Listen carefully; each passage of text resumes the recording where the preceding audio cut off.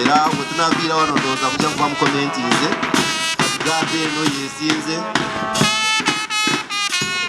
afande yiga yakulembedde nga parade commander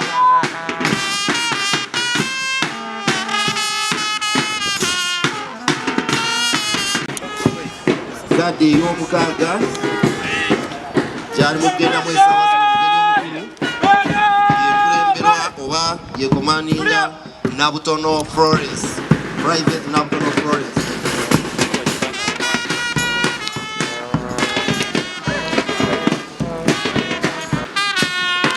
Yekomaninga Private Tumwine Samson.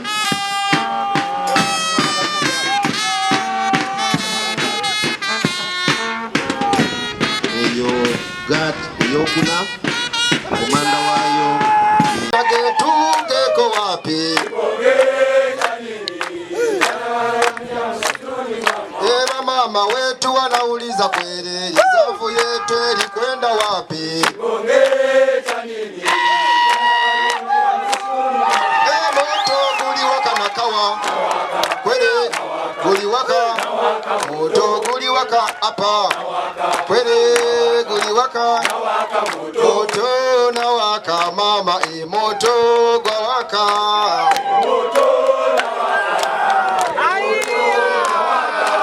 ala kulaba nga muzza misango wadde n'akatono naddala mu biseera bino ebyaki tulina ebizibu bibiri saawa zino tulina okulonda oba ebyobufuzi ate tugenze omwaka guggwako kitegeeza ki nti nno omwaka guba guggwako ebyetaago biyitirira abavubuka ne bakola ki oluusi ne basukkako ne bazza emisango olw'okugezaako okukwata wano nawali okufuna naye mmwe mubeere baki bagumiikiriza nga bwe mwagumiikiriza era mubeere bampisa muleme kuzza musango naki nagumu ekizibu ekirala oba ekirala ekyokubiri ebyobufuzi ebyobufuzi byetaaga banki baki bampisa nnyo oli ne bw'aba akuyikiriza akyenkana ki beera wampisa kuba gwe wafunyeeko ki ku training mugende mukole ebyobufuzi byammwe tewali abagana kukola byabufuzi mmwe okay temulinga nze mu byobufuzi mubikola naye mubikole muki mu mirembe egisingayo n'empisa eza waggulu so nze ndi muduumizi wa UPDF era tuyambaganako ne poliisi okukola emirimu gino n'ekirala ndi kulasta leader wano mu Nakawa waliwo projects zetukolako ffe nga abajaasi ba Uganda People's Defence Forces okugezaako okukwatagana n'abakulembeze okulaba nga abantu baffe baliki bali bulungi so ebitundu byonna tuli bitambulamu tulina projects zetukolako sebo bakama bange era nja basaba mukulu wa RCC oba ovudde wano otukeko ekiwaatula eri otukeko n'eruzira olabeko bye tukola sijja kwogera kusinga wano mwebale nnyo mwebale simanyi nammwe mwe muli bajaasi oba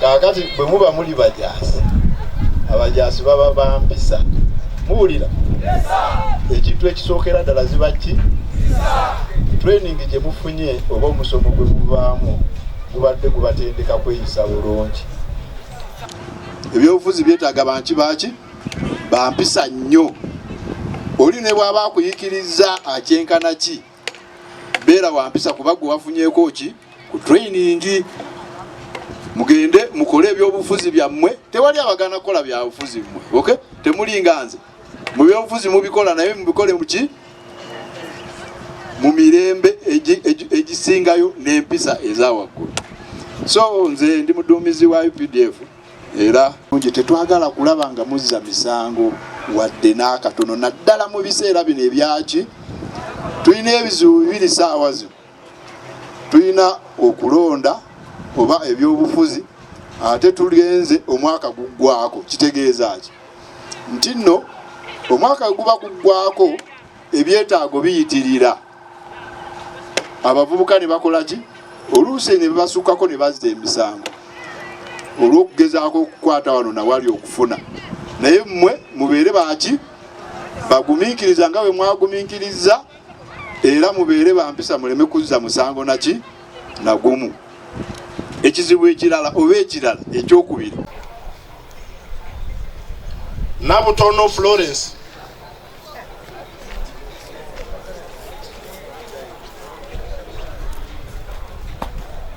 congratulations. Were Sadi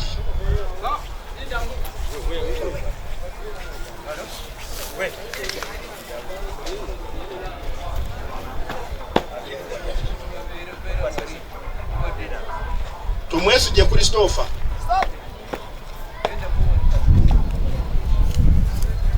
a cardinal role or duty that will be to present only 10 certificates. Ngenda kugabata certificates meka 10 zokka ezisigadde zigenda bawebwa n'abakulembeze bamwe nga tumaze okugenda. Mwebale nnyo, I congratulate you and I wish you well mu byonna bye mukola. Tumazima amazima bwembeera n'abantu nga tebalina mazima tuba twawukanye. So njagala mubeere n'abakulembeze ba SACCO nga beesimbu bwe wabeerawo tetufunye bakituuse mu SACCO kisobole okugasa mwe bamembazi ba SACCO mwenna. Obuvunaanyizibwa bwa state obusooka kwe kubeerawo kwe kukola ki era mukkiriza okukuuma obuyinza mugenda kuuma obuyinza n'eddembe nga mubuulira enjiri.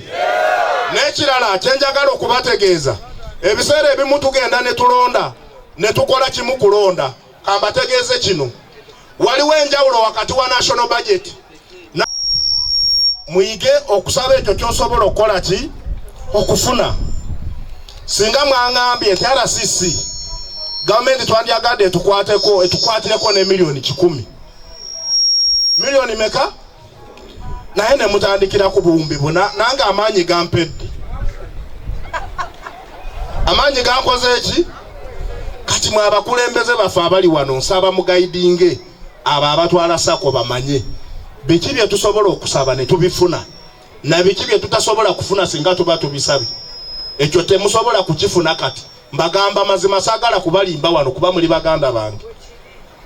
Kati mugenda kuddayo mukole proposal empya ng'erimu activities mwagala okwandatekinga mu costing era mutuukirire chairman w'NRM n'ofisi yange n'ediso tulabe nti mu memorandum gye tugenda okuwa omukulembeze w'eggwanga ensonga zammwe nazo tukoze eki tuzitaddemu. Banafu abali wano ab'emyaka 23 24 18 kwejo emyaka nga baamala senior 4 mukiwulidde bulungi nawe mugenda okunyamba kwawo mukiwulidde era diso yakibagambye. Naye banaffe abagenda olunaku olwaleero okuweebwa certificate eraga nti mwakoze cadaship course era ne mugimaliriza bulungi mugenda kola emirimu under my office era ngenda kola nnyo nammwe okulaba nti tutumbula embeera y'abantu munakawa. Gavumenti tetambudde mu mbeera eyo awatali kukubibwa. Tubadde ne rebel groups ezisuuka ne 10 Holy Spirit Movement eyalakwena ne tumukuba. West Nile Bank Front paka bwe batwegaatako. LRA Konyi ADF bali wano twabakuba kati bali Kongo nayo twabalumbayo. Mukitegeera abo bonna abaagala okwonoona emirembe abantu baffe gye bafiirira. Abo bonna abagala okwonoona emirembe abantu baffe bataata baffe bajjajjaffe gye balwanirira Luweero okulaba nti tuleeta obukulembeze nga butambulira ku musingi gw'amateeka abo babeera balabe b'eggwanga lyaffe. Era njagala kubabuulira nti waliwo abantu abeetegese okulaba nti bateekawo obutali butebenkevu mu Kampala. Bapanga kwokya maduuka, bapanga kwokya supermarkets, bapanga kwokya petrol stations, era bapanga n'okwokya emipiira ku makubo.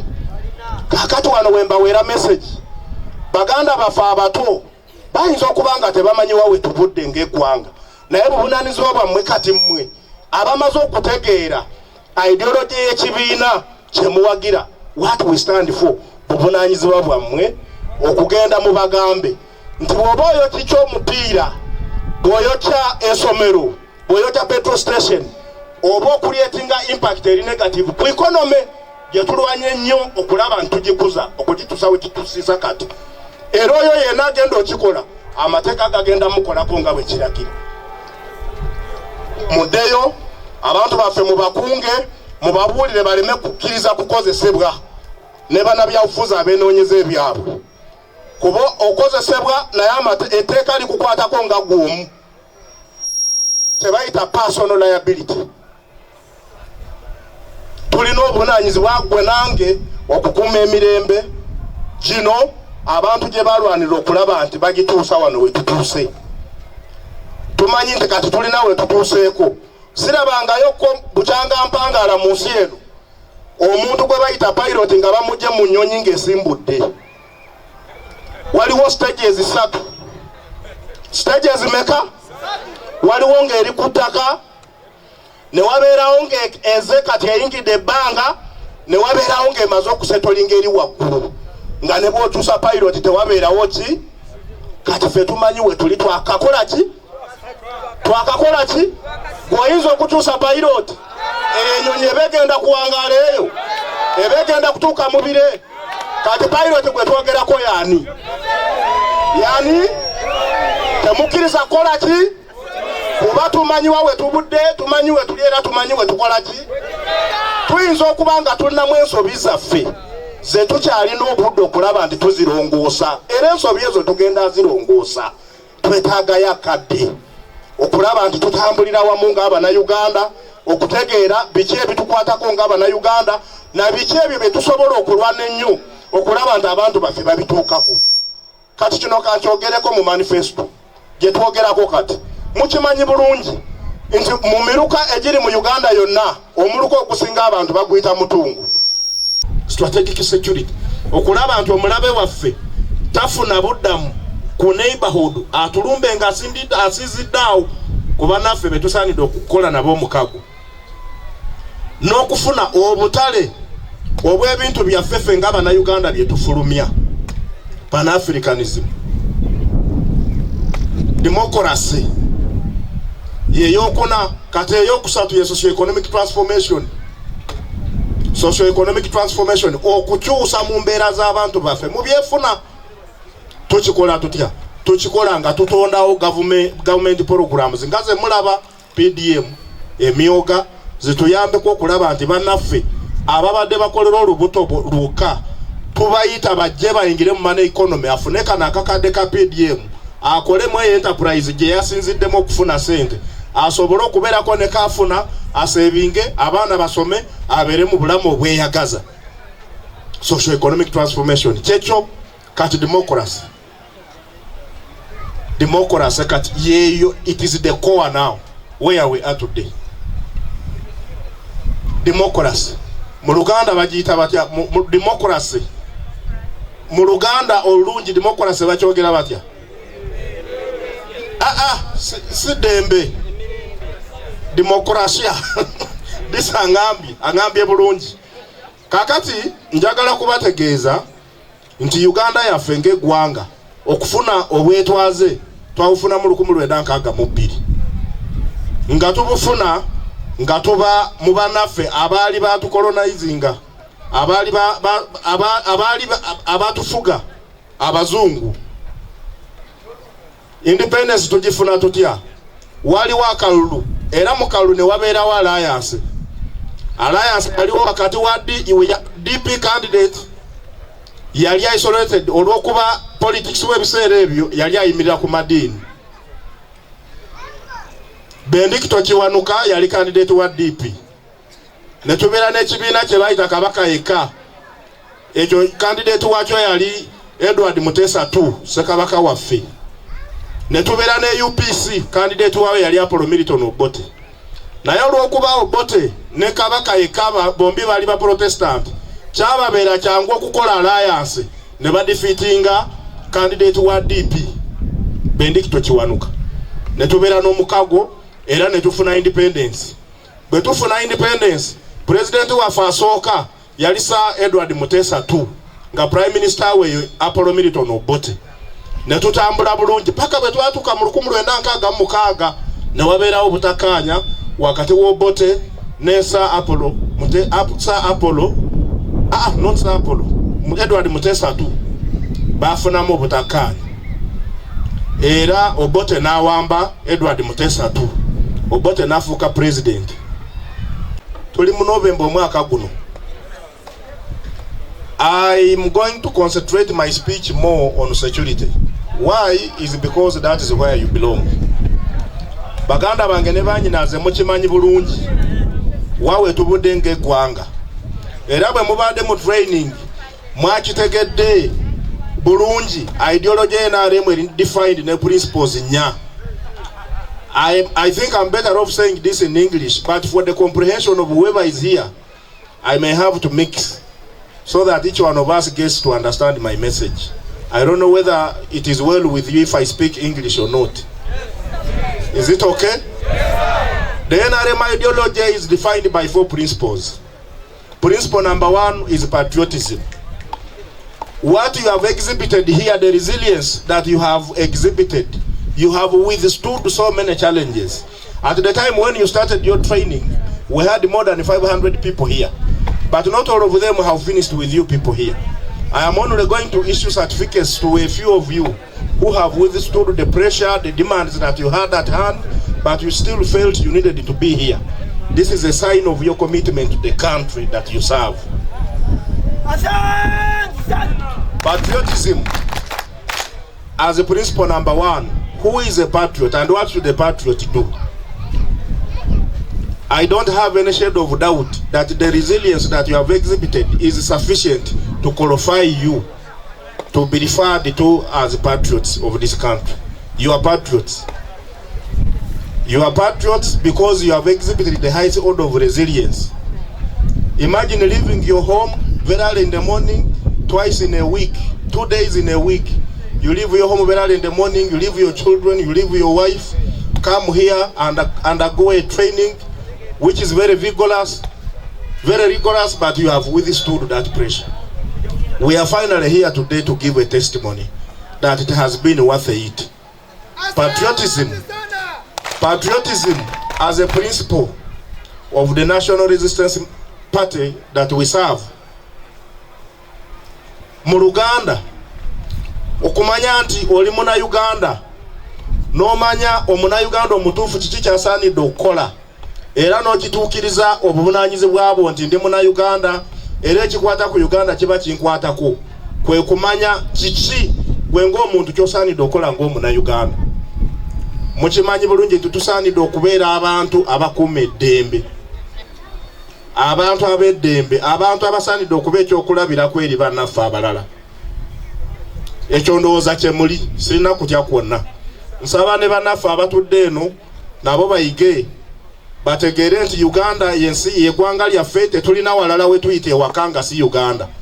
Era bannaffe abo bonna abalina emipango emibi eri eggwanga lyaffe, kino nkyogera nga sirinaamu okutya, balina okutegeera tetulina ggwanga ddala lye tuyita Uganda ng'oggyeko lino lye tulimu. Era obunaanyizibwa bwaffe ffenna ng'Abannayuganda okukuuma emirembe mu ggwanga lyaffe. Bwe tuba tugeraageranya eddembe lye tulina nawe we tulijje, kituwa okumanya nti tulina muzeeyi w'atutuusizza era we wano we tuli. Y'ensonga lwaki tugamba muzeeyi ku balo tabaako, nti taba kuki? Si kugamba bugambi nti taba ku main. Tulina ebyo bye tulabyeko, lwaki tulowooza tayandivudde ku main. Era gwe nange tulina okukola n'amaanyi ennyo okulaba nti tuprotectinga ebyo bye tufunye bye biki. Kati awo tugenda kutuukawo. Number 2, ku principles zaffe za NRM is Pan-Africanism. Okumanya nti oli Mufirika ate tolina walala wosobola okugenda ng'ogyeko Afrika n'olaba nti mukuuma obumu ng'abantu beesi y'emu. Tuli Bafrika, tusaanidde okuyambagana ng'Abafrika, ebizibu ebikwata ku ensi eggwanga lyonna mu Africa, kebere Kenya, kebere Rwanda, kebere South Sudan, kebere DRC, bitukwatako ng'aba na Uganda. Yeyo Pan-Africanism. Lwaki tulowooza nti ekikwata ku Kenya kitukwatako? Lwakuba ffe ng'eggwanga tulina amakolero mangi, ate tulina ebintu bingi nnyo. Katugambe saawa eno Uganda emu ku mawanga mu Africa agakyasinze okufulumya amata, naye Abannayuganda tebasobola kumalawo mata ge tufulumya nga ffe Bannayuganda ffekka. Yensonga lwaki twetaaga Kenya kuba amata gaffe tugatwaleeyo Kenya. Yensonga lwaki twetaaga Tanzania kuba amata gaffe tugatwalawa. Yensonga lwaki twetaaga enkolagano ennungi ne DRC ne South Sudan ne Sudan eri eya North. Wansa ku kiwanja nga tukola ki twakitandika ne boogera tugenda mu maaso ne boogera katukituuseewa. Mwebale ddala, amanya gange nze Lieutenant Moses Tashobya. Mwebakama bange nze naze wano okukola mulimu gw'okubakuuma. Mukitegedde nze nkola ki? Omulimu gwange gwakola ki? Akubakuuma ate ngenda kukikolera ddala. Gw'obona afuna obuzibu akasimu mukayina munkubire. Ekisembayo n'omwana omuto ategera kitegeere. Ekisembayo basi. Ekisembayo kikofiira. Ekiki ensonga ekoze eki eriwa mukabokisi nakumeka abayera bonayo wano mbakoleko. Tosobola kusindika one pira enyomi emu tesigale yoka yeetaaga ezikola ki? Kati bwe muwa ekikofiira mwena obukufiira obutono bumugoberere. Kyekyo Katonda bwe nga tubaliiwo ndowooza temwandimaze nakumala koseera.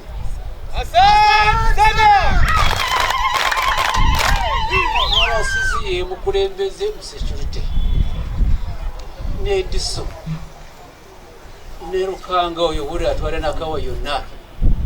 Ebyo byonna obulungi obumuluko, emirembe emuluko, those three officers musukubire mu ngalo. Yagala okwebaza aba instructors, mwebale nnyo, mwebale ddala omulimu gw'omukoze n'abakadazi. Nze nali sibyagala bwe nabasanga wano because I looked it as an exploitation sort of. Nindaba abantu basiiba wano oluusi tebalya, tewali breakfast, tewali lunch, tewali ki. Ate nze ndi wa operation restoration, yagala bya bugaga, yagala abantu babeere na ssente ku nsawo zaabwe. Mulina za bodaboda musimbya olinda kati bantu badenga bekolera kasente baganda ba ndaba bakyala ndaba kigaye nimbulira mukama wange Fadala Sisi nimbulira Disono agamba tugenda mukama muzeeyi ate aba bempaji zenyini bantu bempaji zenyini aba nenkola ki ate omukolo mukulu wabayogedde yatuma pulezidenti yakikira ekitundu kino naye nze nali sibyagala. Bya sente ndaba abavubuka ndabakadde ndabani nga tubulira kasente kubibuza mu lunaku nimba sasa naye Katonda katatutuza ku nkomerero omunaava wano ekikulu kyonna kya byonna ekirungi ki what I've liked in the situation here is the discipline you have shown at least. Biyigiriza nnyo discipline. Mwandibadde mu mwenge, mwandibadde mu njaga, naye wano bwe mba nga muli wano abantu bayinza kubalaba nga batalina kibakola, naye discipline you are acquiring here. Ekirala munaava wano mwekuume. Mulimu abantu bangi babakuumiridde balina ebisente byabwe. Bajja kubadaivatinga nebatandika kubawa sente mujangu mutukolere kino twagala olutagendayo nga mukotegera movement mwekuume. Naye Disemba wali mumulabye soko yimtire wano bakulabirika kwenko kajyawo